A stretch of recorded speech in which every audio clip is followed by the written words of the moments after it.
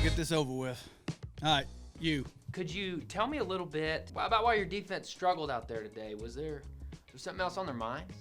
Well, it's like I always say, there ain't no I in team, but there is an I in chicken wing. Can you give us an idea of what the team is focused on heading into the big game this week?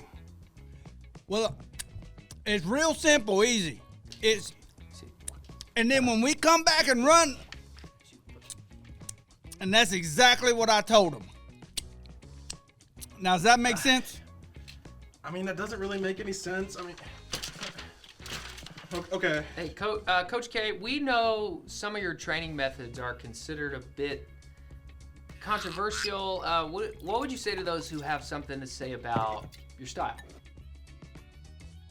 Sorry, brother, could you repeat that question? Your training methods are considered by some to be kind of controversial. Next question. Can you tell me what you told the team at halftime?